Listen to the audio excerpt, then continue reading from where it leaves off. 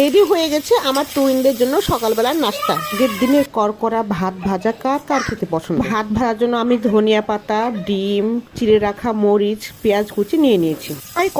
কড়াই গরম হয়ে আসলে পেঁয়াজ কুচি দিয়ে অল্প তেল দিই। ভাত ভাজাতে কিন্তু বেশি তেল দিলে খুব একটা খেতে ভালো লাগে। তেলের মধ্যে হলুদ দিয়ে হলুদটা ভেজে নিয়েছি।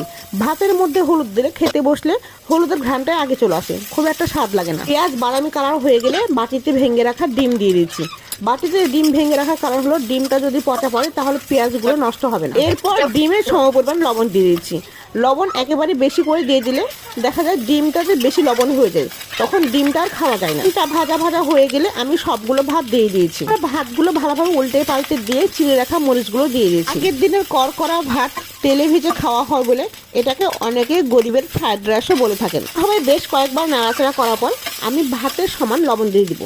আমি কিন্তু এখানে 2 বার লবণ যোগ করি। যে কোনো খাবারের স্বাদ দ্বিগুণ বাড়িয়ে দেয় ধনিয়া পাতা। বেছে রাখা ধনিয়া পাতা ভালোভাবে ধুয়ে কেচি সাজে পুরোটাই দিয়ে দিয়েছি। ধনিয়া পাতা কুচি কুচি করে কেটে দিয়েছি যাতে ভাতের সাজে খুব সহজেই মিশে যায়। আর পুরোটা শীতকাল আমার প্রতিটা সবজিতে ধনিয়া পাতা চাই।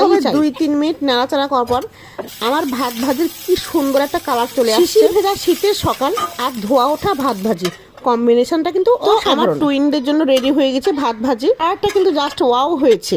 আর আমার বাচ্চারা কিন্তু খুব চেটে পুটে খেয়েছে।